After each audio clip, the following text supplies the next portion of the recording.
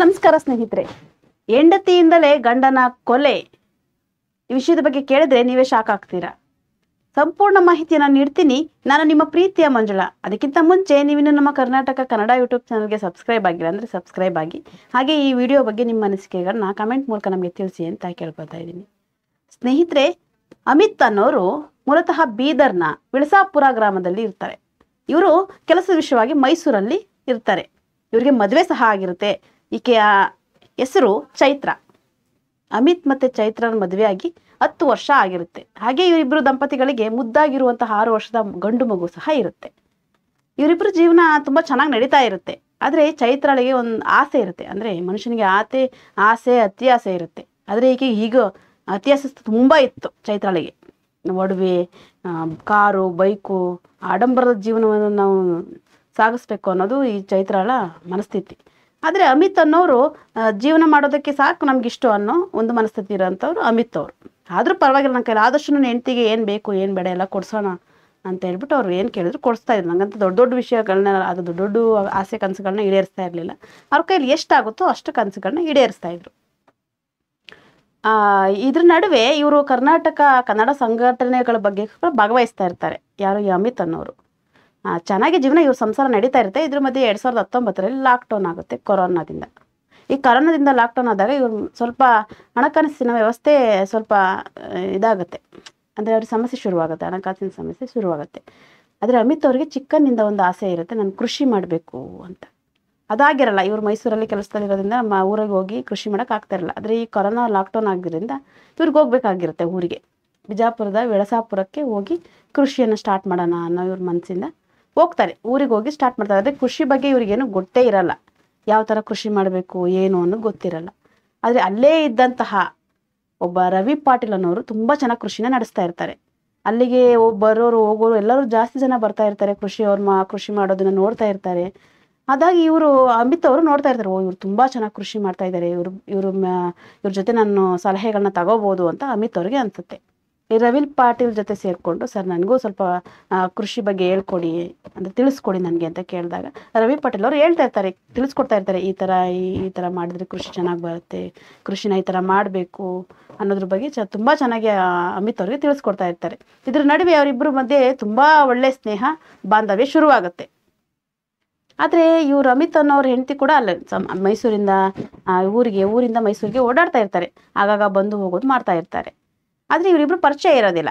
ಆದರೆ ಒಂದಿನ ಅಮಿತ್ ಅವರು ಪರಿಚಯ ಮಾಡಿಕೊಡ್ತಾರೆ ರವಿ ಪಾಟೀಲ್ ಅವ್ರಿಗೂ ಮತ್ತು ಚೈತ್ರ ಅವ್ರಿಗೂ. ಇವರು ನನ್ನ ಒಳ್ಳೆಯ ಸ್ನೇಹಿತರು, ಇವರು ನನಗೆ ಕೃಷಿಯಲ್ಲಿ ತುಂಬ ಸಹಾಯ ಮಾಡಿದ್ದಾರೆ, ನಾನು ಕಲಿಯೋದಕ್ಕೆ ತುಂಬ ಸಹಾಯ ಮಾಡಿದ್ದಾರೆ, ನನಗೆ ಹೇಳ್ಕೊಟ್ಟಿದ್ದಾರೆ, ನನಗೆ ಇವರು ನನ್ನ ಆತ್ಮೀಯ ಸ್ನೇಹಿತ ಅಂತ ಹೇಳಿ ರವಿ ಪಾಟೀಲ್ ಅವ್ರನ್ನ ಚೈತ್ರಳಿಗೆ ಪರಿಚಯ ಮಾಡಿಕೊಡ್ತಾರೆ. ಅಲ್ಲಿಗೆ ಪರಿಚಯ ಮಾಡಿಕೊಟ್ಟಂಥ ಇವರಿಬ್ಬರು ನಮ್ಮ ಫ್ರೆಂಡ್ ಹೆಂಡತಿ ಅಂತ ಈತನೂ ಅಂದ್ಕೊಳೋದಿಲ್ಲ, ಇವತ್ತೂ ನನ್ನ ಗಂಡನ ಫ್ರೆಂಡು ಅಂತ ಈಕೆಯೂ ಸಹ ಅಂದ್ಕೊಳೋದಿಲ್ಲ. ಅಲ್ಲಿಂದಲೇ ಇವರ ಪ್ರೇಮ ಪ್ರಸಂಗ ಶುರುವಾಗ್ಬಿಡುತ್ತೆ. ಅಂದರೆ ಪ್ರೀತಿ ಶುರುವಾಗ್ಬಿಡುತ್ತೆ. ಈ ರವಿ ಪಾಟೀಲ್ ಅವ್ರಿಗೆ ಒಂದು ಗೊತ್ತು ಮಾಡ್ಕೋತಾರೆ ಏನು ಅಂತ ಅಂದರೆ, ಈ ಚೈತ್ರಳಿಗೆ ಅತಿ ಆಸೆ ಇದೆ, ಅಂದರೆ ಒಡವೆ ಬಗ್ಗೆ, ಕಾರು ಬೈಕುಗಳ ಬಗ್ಗೆ ಇವಳಿಗೆ ಅತಿ ಆಸೆ ಇದೆ ಅಂತ ಗೊತ್ತಾಗ್ಬಿಡುತ್ತೆ. ಅದನ್ನೇ ದಾಳವಾಗಿ ಇಟ್ಕೊಂಡು ರವಿ ಪಾಟೀಲ್ ಅನ್ನೋರು ಆಕೆ ಕೇಳಿದಂತಹ ಒಡವೆಗಳಾಗಿರ್ಬೋದು, ಸ್ಕೂಟಿಗಳಾಗಿರ್ಬೋದು ಕೊಡ್ಸೋಕ್ಕೆ ಸ್ಟಾರ್ಟ್ ಮಾಡ್ತಾರೆ. ಆದರೆ ಈ ಅಮಿತ್ ಅವ್ರಿಗೆ ಅನುಮಾನ ಶುರುವಾಗುತ್ತೆ. ಹೆಂಗೆ ಇವಳ ಹತ್ರ ಬರ್ತು, ಈ ಸ್ಕೂಟಿ ಹೆಂಗೆ ಬಂತು, ಒಡವೆ ಹೆಂಗೆ ಬಂತು? ಒಂದಿನ ಆತ ಪ್ರಶ್ನೆ ಮಾಡಿ ಕೇಳೇ ಬಿಡ್ತಾನೆ, ನಿನ್ನ ಹತ್ರ ಹೆಂಗೆ ಬಂತು, ಇಷ್ಟು ಒಡವೆ ಹೆಂಗೆ ಬಂತು, ಸ್ಕೂಟಿ ಆದರೂ ಯಾರು ಕೊಡಿಸಿದ್ರು ನೀನು, ಕರೆಕ್ಟಾಗಿ ಹೇಳು ಅಂತ ಹೇಳ್ಬಿಟ್ಟು ಜಗಳ ಮಾಡ್ತಾರೆ. ಆದರೆ ಈಗ ಕೇಳೋದೇ ಇಲ್ಲ, ಹೆಂಗೋ ಬಂತು ಹಂಗೆ ಹಿಂಗೆ ಅಂತ ಹೇಳ್ಬಿಟ್ಟು ಮ್ಯಾನೇಜ್ ಮಾಡಿಬಿಡ್ತಾಳೆ. ಆದರೆ ಗಂಡ ಒಂದಿನ ವಾರ್ ಮಾಡ್ತಾನೆ, ನೋಡು ಇದೆಲ್ಲ ನಡೆದ್ರೆ ಸರಿ ಇರಲ್ಲ ಹಾಗೆ ಹೀಗೆ ಅಂತ ಜಗಳ ಮಾಡ್ತಾಳೆ.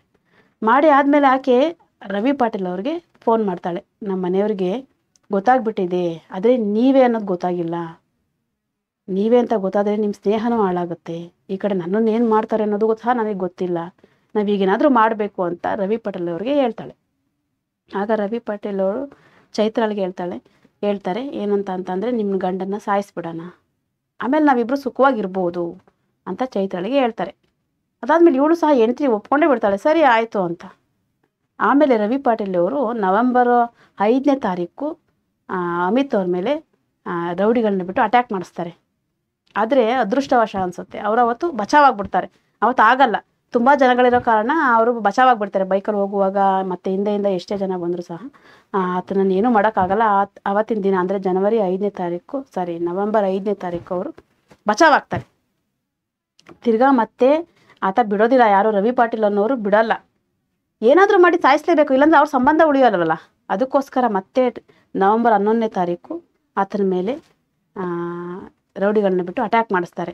ಆದರೆ ಅವತ್ತಿನ ದಿನ ಅದು ನಡೆದೇ ಬಿಡುತ್ತೆ. ಅಂದರೆ ಅವ್ರ ಕನಸು ಈಡೇರಿಸುತ್ತೆ. ಯಾರು ರವಿ ಪಾಟೀಲ್ ಅವ್ರದ್ದು, ಇವನ್ನ ಸಾಯಿಸಬೇಕು, ನಮ್ಮಿಬ್ಬರು ಬಾಂಧವ್ಯ ಗಟ್ಟಿ ಆಗಬೇಕು ಅಂತ ಅಂದ್ಕೊಂಡಿರ್ತಾನಲ್ಲ. ಆದರೆ ಆತನ ಕನಸು ಈಡೇರುತ್ತೆ.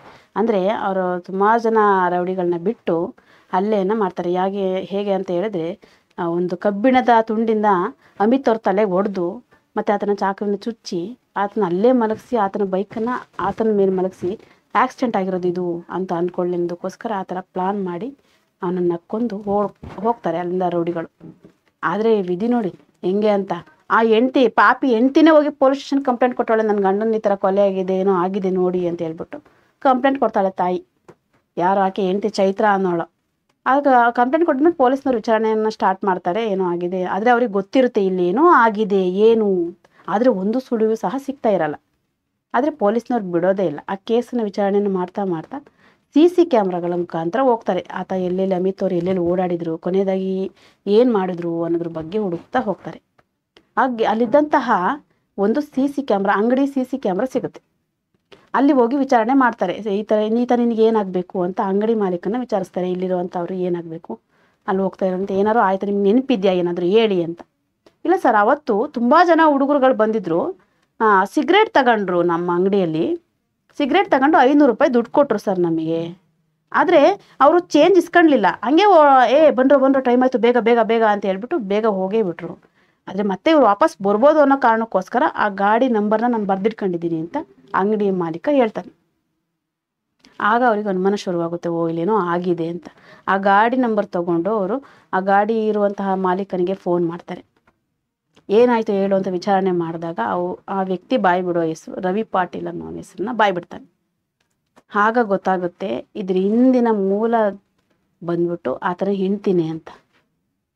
ನೋಡಿದರೆ ಪ್ರಿಯಕರನಿಗೋಸ್ಕರ ತನ್ನ ಗಂಡನನ್ನೇ ಕೊಂದಂತಹ ಈಕೆ ನಿಜವಾಗ್ಲೂ ಯಪ್ಪ ದೇವ್ರು, ಇಂಥ ಹೆಂಡ್ತಿನೂ ಇರ್ತಾರಾ ಅಂತ ಅನಿಸ್ಬಿಡುತ್ತೆ ಈ ವಿಡಿಯೋಗಳನ್ನ ನೋಡಿಬಿಟ್ರೆ. ಸ್ನೇಹಿತರೆ, ಈ ಗಂಡ ಹೆಂಡ್ತಿ ಮತ್ತು ಪ್ರಿಯಕರನ ಆಮೇಲೆ ನಿಮ್ಗೇನು ಅನ್ನಿಸ್ತು, ನಿಮ್ಮ ಅನಿಸಿಕೆಗಳನ್ನ ಕಮೆಂಟ್ ಮೂಲಕ ನಮಗೆ ತಿಳಿಸಿ ಅಂತ ಕೇಳ್ಕೊತಾ ಇದ್ದೀನಿ. ಮತ್ತಷ್ಟು ವಿಡಿಯೋಗಳನ್ನ ನಿಮ್ಮ ಕಣ್ಮುಂದೆ ತರ್ತೀನಿ. ನಾನು ನಿಮ್ಮ ಪ್ರೀತಿಯ ಮಂಜುಳಾ. ಅದೇವರೆಗೂ ನಮ್ಮ ಕರ್ನಾಟಕ ಕನ್ನಡ ಯೂಟ್ಯೂಬ್ ಚಾನಲ್ನ ಸಬ್ಸ್ಕ್ರೈಬ್ ಮಾಡಿ ಅಂತ ಕೇಳ್ಕೊತೀನಿ. ನಾನು ಇನ್ನು ಬರ್ತೀನಿ. ಬಾಯ್ ಬಾಯ್.